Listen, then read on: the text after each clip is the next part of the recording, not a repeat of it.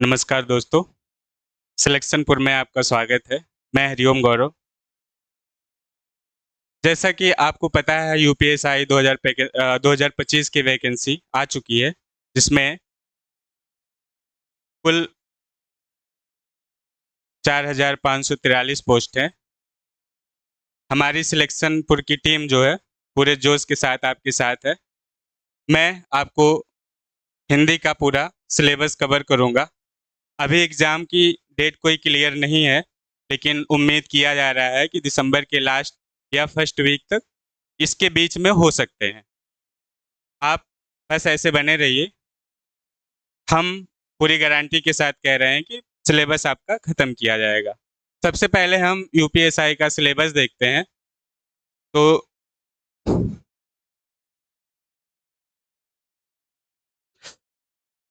Hindi UPSI का जो सामान्य हिंदी का सिलेबस है, पहले हिंदी और अन्य भारतीय भाषाएं, दूसरे नंबर पे आता है वर्णमाला, तीसरे नंबर पर तद्भव और तत्सम, चौथे नंबर पे पर्यायवाची, पांचवें नंबर पे विलोम आता है, छठवें नंबर पे अनेकार्थक शब्द आते हैं, सातवें नंबर पर वाक्यांशों के स्थान पर एक शब्द।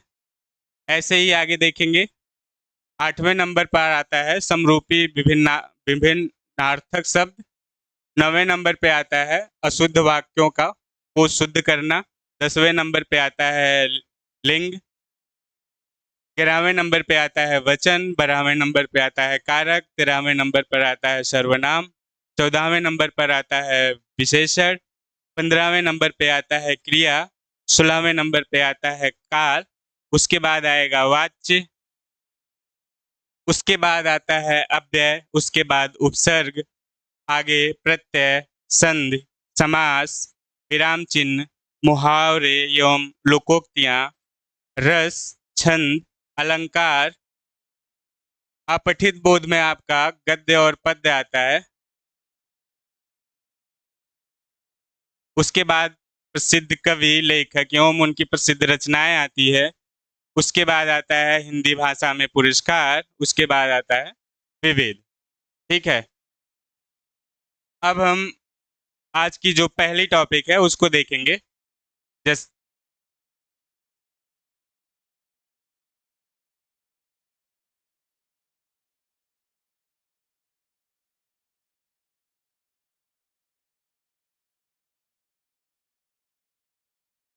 आज बस बस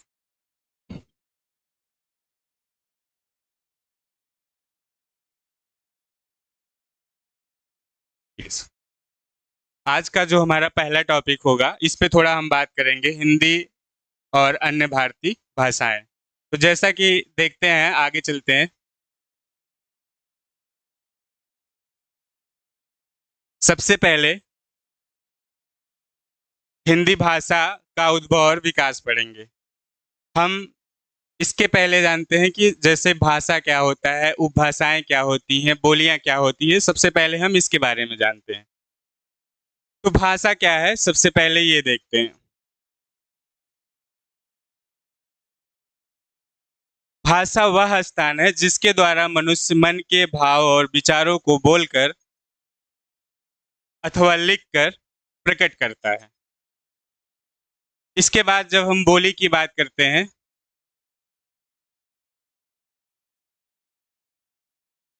बोली किसी छोटे क्षेत्र में स्थानीय व्यवहार में प्रयुक्त होने वाली भाषा का वह अल्प विकसित रूप बोली कहलाता है, जिसका कोई लिखित अथवा साहित्य नहीं होता है। अतः सरल शब्दों में कहें तो भाषा का क्षेत्रीय रूप बोली कहलाता है। जैसे अगर हम बोली को देखेंगे तो प्रत्येक स्थान परिवर्तन के साथ साथ बोलियां परिवर्तित होती रहती है। जैसे अभी हम बिहार साइड में जाते हैं तो वहाँ पे बोली को लेके बोला जाता है। जैसे हिंदी में हम कहते हैं क्या हाल है, कैसे हैं आप, वही बिहार में देखेंगे, बिहार साइड में देखेंगे का हाल बा, भोजपुरी में ऐसे बोला जाता है। ऐसे ही जब हम पश्चिमी यूपी में जाएंगे, यानी सहारनपुर जाएंगे, उधर साइड की अगर हम बोलियां देखेंगे, के हेल है, के हाल है, तो थोड़ा ठेठ टाइप में होता है। ठीक ऐसे ही अगर हम उपभाषा के बारे में देखेंगे, ठीक है, उपभाषा क्षेत्रीय बोली का विकसित रूप ही उपभाषा कहलाती है। जैसे क्षेत्रीय बोली जो होती है, इसका अलग अलग जगह पे, जैसे कई जगह की बोलियों को मिला के एक उपभाषा का रूप दिया जाता है। अब हम आगे बढ़ते हैं तो देखेंगे हिंदी भाषा के विकास क्रम की बात करते हुए जब हम देखेंगे तो सबसे पहले वैदिक संस्कृत, वैदिक संस्कृत जो कि 1500 ईसा पूर्व से 1000 ईसा पूर्व तक माना जाता है। उसके बाद लौकिक संस्कृत आता है, इसका जैसे विकसित रूप है, ऐसे देखेंगे अगर हम देखेंगे तो ऐसे लिखा हुआ है, ठीक है। जैसे वैदिक संस्कृत, इसका 1500 ईसा पूर्व से 1000 ईसा पूर्व तक, वैसे ही आएगा लौकिक संस्कृत 1000 ईसा पूर्व से 500 ईसा पूर्व तक। फिर आता है पाली प्रथम प्राकृत, इसका जो विकास क्रम अगर देखा जाए, कार्यकाल के बारे में बात किया जाए तो 500 ईसा पूर्व से 0 ईस्वी तक, यहाँ पे ईसा नहीं रहेगा। उसके बाद शुद्ध प्राकृत, द्वितीय प्राकृत की बात अगर हम करें तो इसका 0 या 1 ईस्वी से 500 ईस्वी तक माना जाता है। ऐसे ही अपभ्रंश का कार्यकाल देखेंगे, अपभ्रंश या अवहट, इसका अगर देखेंगे तो 500 ईस्वी से 1000 ईस्वी तक माना जाता है। उसके बाद हिंदी एवं आधुनिक आर्य भाषा का जो विकास होता है, इसका माना जाता है कि 1000 ईस्वी से अब तक माना जाता है। अब आगे हम देखते हैं, बात करते हैं, जैसे हिंदी आधुनिक आर्य भाषाओं का विकास अपभ्रंश के उत्तरवर्ती रूप से माना जाता है। अपभ्रंश के निम्नलिखित यहाँ पे 7 रूप माने जाते हैं, 7 रूप माने जाते हैं। जैसे मागधी, बिहारी हिंदी, जिसके अंतर्गत बिहारी हिंदी, बांग्ला, असमिया आता है। अर्धमागधी के अंदर, अर्धमागधी अपभ्रंश के अंदर पूर्वी हिंदी, महाराष्ट्र या महाराष्ट्रीय अपभ्रंश के अंदर मराठी भाषा का विकास माना जाता है। खस अपभ्रंश आता है जिसमें पहाड़ी एवं नेपाली भाषा माना जाता है। ऐसे प्राचीन अपभ्रंश आता है जिसमें सिंधी माना जाता है। ऐसे ही 85 अपभ्रंश आता है जिसमें पंजाबी, लहंदा, अन्य भाषाएं आती है। ऐसे ही 7वें नंबर पर देखा जाए तो सौर सैनी में आता है, सौर सैनी अपभ्रंश में आता है। इसको जो है एक नाम और बोलते हैं, परागु सूत्र। इसमें जो है पश्चिमी हिंदी, राजस्थानी एवं गुजराती आती है। आगे अगर हम देखते हैं, अब हम बात करेंगे हिंदी शब्द की उत्पत्ति एवं विकास। अब हम इसके विकास क्रम के बारे में बात करेंगे। जैसे हिंदू, सबसे पहले वैदिक काल में हम हिंदी नहीं बल्कि सिंधु नाम से जानते थे।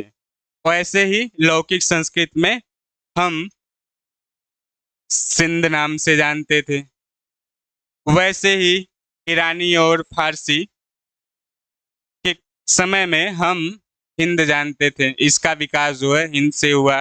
हिंदी जो है ईरानी और ईरानी, फारसी एवं हिंदी के आसपास के रूप में जाना जाता है। हिंदी उसके बाद सबसे आखिरी में आता है हिंदी, जो ईरानी और फारसी से आता है। अब महत्वपूर्ण चीजें ये है कि भाषा के अर्थ में सबसे पहले हिंदी शब्द का प्रयोग सरफुद्दीन यज़दी, ये बहुत इंपॉर्टेंट है।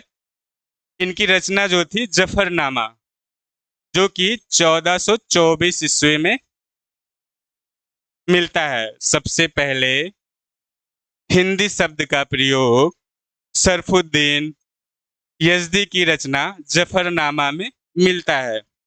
अब उसके बाद अमीर खुसरो ने हिंदी को हिंदवी कहा। ये सबसे महत्वपूर्ण चीजें हैं, ठीक है।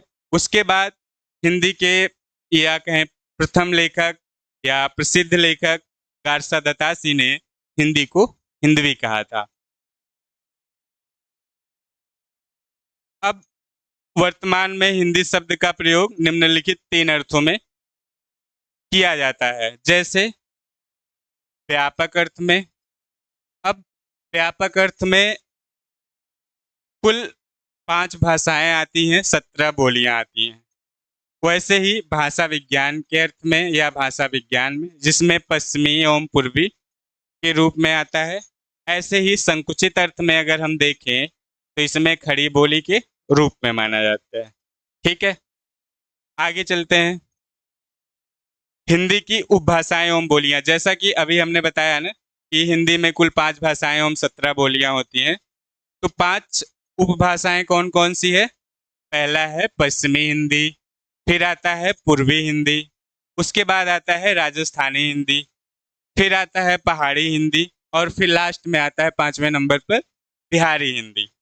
ठीक है, अब पश्चिमी हिंदी सुरसैनी अपभ्रंश से लिया गया है, इसमें आता है। पूर्वी हिंदी अर्धमागधी के अंदर आता है, राजस्थानी सुरसैनी के अंदर आता है, पहाड़ी हिंदी सुरसैनी में आता है, और बिहारी हिंदी मागधी में आता है।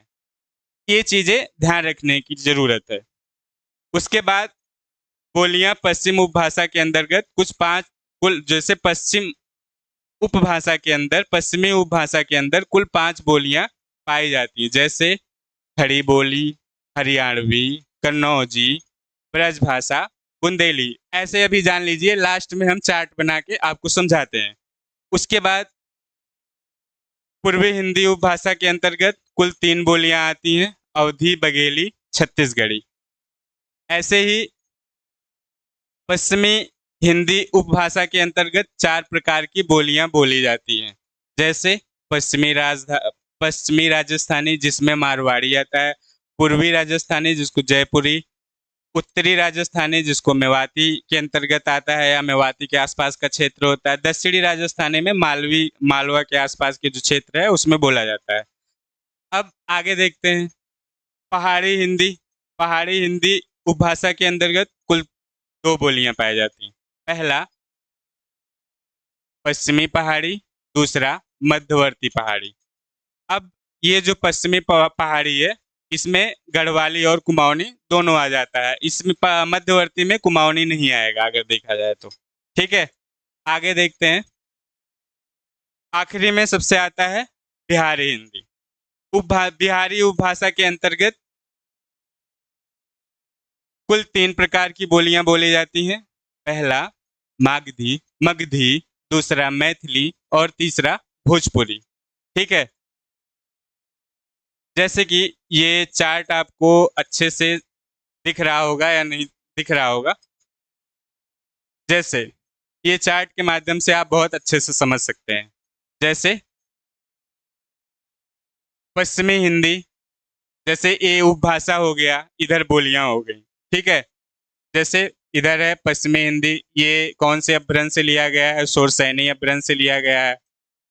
ठीक, ऐसे ही पूर्वी हिंदी अर्धमागधी,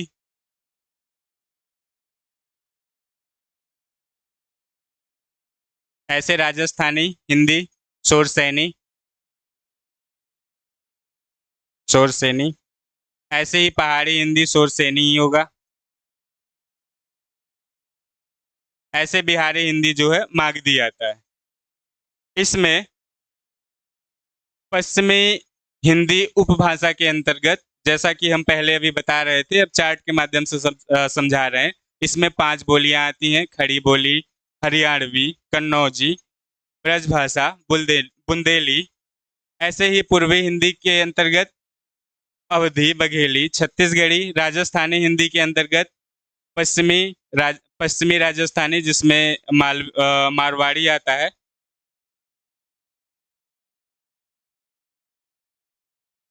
उसके बाद पूर्वी राजस्थानी, जिसमें जयपुरी आता है। तीसरे नंबर पे है उत्तरी राजस्थानी, जिसमें मेवाती के आसपास चीजें बोली जाती हैं। उसे ऐसे ही चौथे नंबर पर दक्षिणी राजस्थानी, ये मालवी होता है। और इसमें जो है पश्चिमी 4 प्रकार का होता है। अब जैसे पहाड़ी हिंदी में देखा जाए, पश्चिमी पहाड़ी और मध्यवर्ती पहाड़ी। पश्चिमी पहाड़ी में आपका गढ़वाली और कुमाऊनी ये आखिरी में आ जाता है इधर। ऐसे ही बिहारी हिंदी में जैसे कि इसमें आता है मगधी, मैथिली, भोजपुरी। अब हम देखेंगे सबसे ज़्यादा अगर सवाल पूछे जाते हैं तो यहीं से पूछे जाते हैं। जैसे कुल कितनी उपभाषाएं होती हैं? आप बोलेंगे 5। पश्चिमी हिंदी, पूर्वी हिंदी, राजस्थानी हिंदी, पहाड़ी हिंदी, बिहारी हिंदी। कुल कितनी बोलियां होती हैं? 17 बोलियां होती हैं। जैसा कि आप यहाँ पे देख ही लिए हैं। खड़ी बोली हरियाणवी, कन्नौजी, ब्रजभाषा, बुंदेली, अवधी, बघेली, छत्तीसगढ़ी, पश्चिमी राजस्थानी, पूर्वी राजस्थानी, उत्तरी राजस्थानी, दक्षिणी राजस्थानी, पश्चिमी पहाड़ी, मध्यवर्ती पहाड़ी, मगधी, मैथिली और भोजपुरी। ठीक है। अब सवाल ये भी बन सकते हैं कि पश्चिमी पहाड़ी के अंतर्गत कितने प्रकार की बोलियां आती हैं? तो ये होती हैं 5 प्रकार की बोलियां आती हैं। कौन कौन सी आती हैं? ये है खड़ी बोली हरियाणवी, कन्नौजी, ब्रजभाषा, बुंदेली। ऐसे ही अगर पूछा जा सकता है बिहारी हिंदी के अंतर्गत कौन सी आती है, तो यहाँ आप देखेंगे मगधी, मैथिली, भोजपुरी। ठीक है। ऐसे अगर पूछा जाए राजस्थानी हिंदी के अंतर्गत कौन सी आती है, बोलियां आती हैं, कौन सी बोलियां आती हैं, तो आप बोलेंगे पश्चिमी राजस्थानी, पूर्वी राजस्थानी, उत्तरी राजस्थानी और दक्षिणी राजस्थानी। क्वेश्चन ये भी पूछ सकते हैं कि गढ़वाली और कुमाऊली बोलियां किसके अंतर्गत आती हैं, तो आप बोलेंगे पश्चिमी पहाड़ी के अंतर्गत आती हैं। तो यहाँ से जो है ऐसे क्वेश्चन बनते हैं। आगे हम अगर पढ़ेंगे, आगे देखेंगे जैसे खड़ी बोली किन किन स्थान पर बोली जाती है, हरियाणवी कौन से क्षेत्र में बोली जाती है, कन्नौजी कौन से क्षेत्र में बोली जाती है। आगे का जो हम देखेंगे तो इन सब के बारे में हम अगली कक्षा में बात करेंगे। ठीक है सर।